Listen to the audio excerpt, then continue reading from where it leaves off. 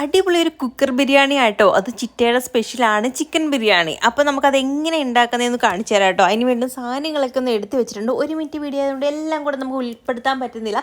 പറ്റുന്ന രീതിയിൽ ഞാൻ ജസ്റ്റ് ഒന്ന് പെട്ടെന്ന് കാണിച്ചു തരാം കേട്ടോ.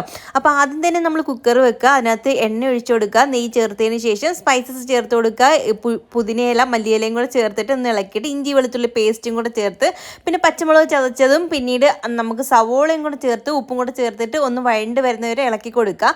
അതിനുശേഷം അരച്ച് വെച്ചിരുന്ന തക്കാളി ചേർത്തിട്ട് അതിൻ്റെ ഒരു പച്ചമണം മാറുന്ന രീതിയിൽ ഒന്ന് ഇളക്കി കൊടുക്കുക. വെന്ത് വരുമ്പോഴത്തേക്ക് പൊടികളായ മുളക് പൊടി, മല്ലിപ്പൊടി, ഗരം മസാല, മഞ്ഞൾപ്പൊടിയും കൂടെ ചേർത്തതിന് ശേഷം ഒന്ന് ഇളക്കിയതിന് ശേഷം പിന്നീട് നമുക്ക് ചിക്കൻ ചേർത്ത് കൊടുക്കാം. ആവശ്യത്തിന് ഉപ്പും കൂടെ ചേർത്ത് നല്ല രീതിയിൽ ഒന്ന് ഇളക്കിയതിന് ശേഷം പിന്നെ തൈര് ചേർത്ത് കൊടുക്കുന്നുണ്ട്, കാണിക്കാൻ വിട്ടുപോയതാട്ടോ. പിന്നെ നാരങ്ങ നീരും കൂടെ ചേർത്തിട്ട് ആവശ്യത്തിന് വെള്ളവും കൂടെ ചേർത്തിട്ട് ഒന്ന് തിളച്ച് വരുമ്പോഴത്തേക്ക് ഇത് അരിയും കൂടെ ചേർത്ത് കൊടുക്കുന്നുണ്ട്. പൊന്നിയരിയാണ് കേട്ടോ.